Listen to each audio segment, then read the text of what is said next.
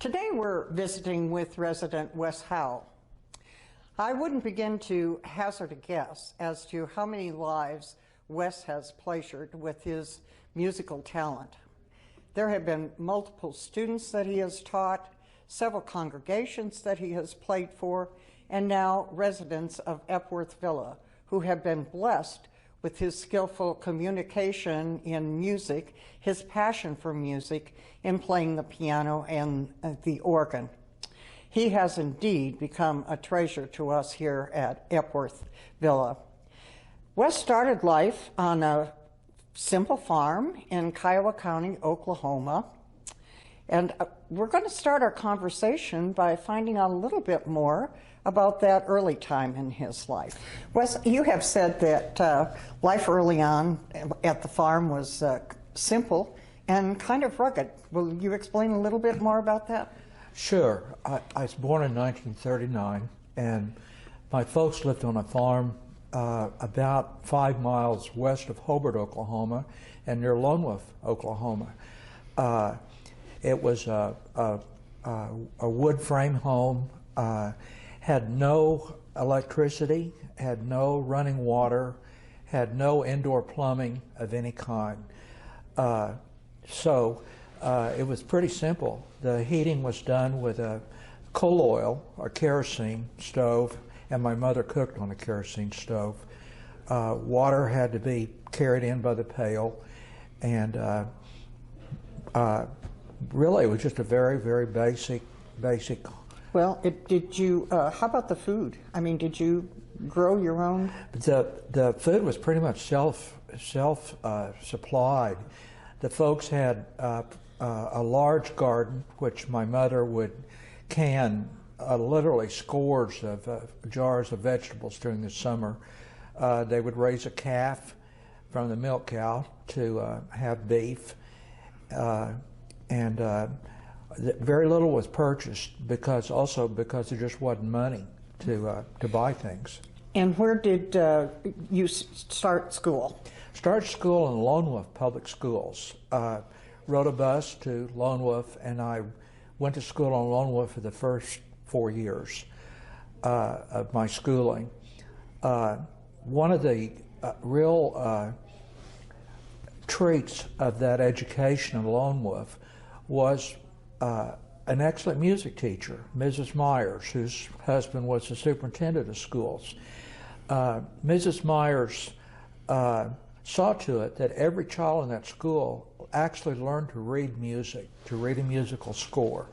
Everyone had a plastic instrument, was called a tonet, a small plastic flute, or a longer flute called a sweet wind.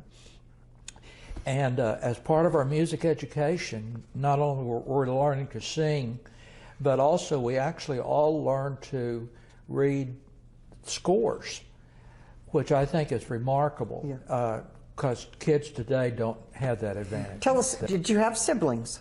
I had 2 siblings, a brother who's now deceased, and I have a sister, Glenda, who is a retired hospital dietitian, lives in Greenville, Texas. Well, let's talk some about how you got your start in music, because it's so much a part of our lives, your life. After the 4th grade, we moved to a house that had a few more conveniences. We had an indoor bathroom and running water, and my folks gradually were increasing a little bit in their income. Dad finally got enough money together to buy a pickup. And Mom's priority was for piano, for us to take piano lessons. Dad, without telling her, just went ahead and bought the pickup and came driving it in. And Mom was kind of a quiet, shy lady, but she stood up. She didn't set foot in that pickup, and that went on for months until finally Dad agreed to come up with the money to buy a piano. And then my mother bartered with a piano teacher vegetables, eggs, whatever, to provide piano lessons. And the teacher was excellent. Mrs. McEllier, she had studied at what was then Oklahoma College for Women and had a degree in piano performance. So I was very lucky to have her. In addition, Mom saw to it that we were at the Methodist Church every Sunday. I was lucky there because all four of my grandparents attended that church. Until I went to college, years later, I sat every Sunday morning in a pew with all four of my grandparents and my mom. But in church, when I was 12, I started playing for the evening services. The thing that you gain from playing for a Methodist service in that era in the evening was a call and shout where the preacher would say, "What hymn do you want to sing?" And someone would raise their hands and say number so-and-so. So you had to learn to sight read quickly. And you also learned the cadence and the style in which these folks sang the old hymns. And that has proved valuable to me forever. When I was 12 or 13, the choir director, who is also the organist, and the high school band director, and the high school choral teacher, one Easter he wanted to have the choir sing the Hallelujah chorus. And he wanted to direct it rather than having to play and trying to direct. So he talked to my parents and asked if they'd be willing to let me take a few organ lessons because he wanted me to play for the Hallelujah chorus. And folks said, sure. Well, again, I was lucky because he used the teaching method for organ that all the colleges use, the Harold Gleason book. Harold Gleason was professor of organ at Eastman School of Music in Rochester. So I started taking organ lessons from Mr. Peters, and when I was 12 or 13, on that Easter, I played the pipe organ, the Hallelujah chorus for the choir. And that was my first performance with a choir. Well, you were a fast learner as far as your competency then. I'm lucky in being able to sight read, which I think is essential in being a church accompanist. Sure. Did you? Well, when you were in junior high, you were also a drum major. Well, not in junior high. Hobart's a small enough town that in order to have a marching band, you had to have kids from 7th through 12th, the whole shebang, and to have a good-sized band.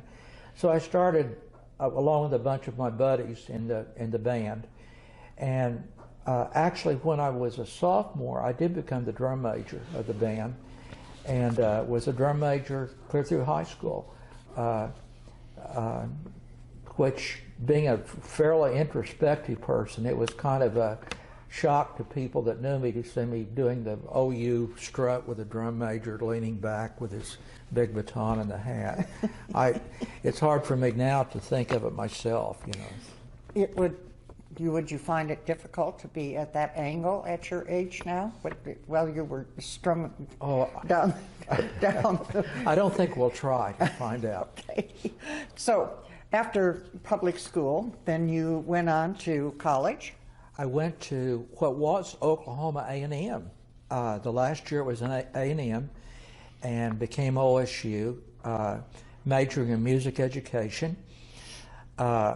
Played for the ensembles at OSU, the Men's Glee Club, choirs, earned extra money by playing for vocal music studios as an accompanist for kids who were taking lessons.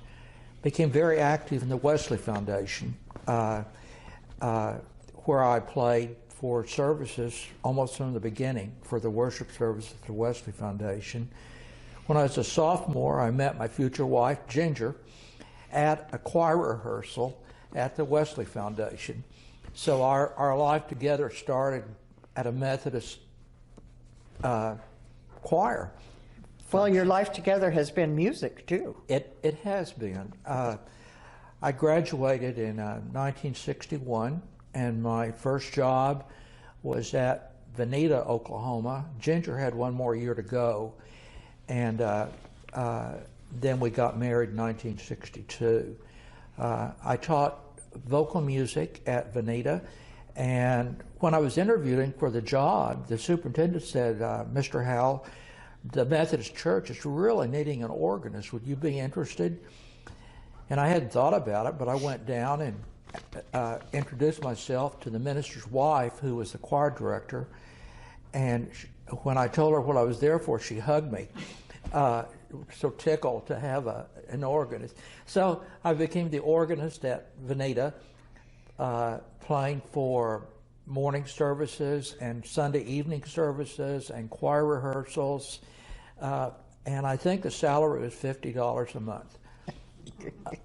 When Ginger came on board, she became the choir director and started her career. She was teaching school in Ketchum, Oklahoma, and then directing the choir at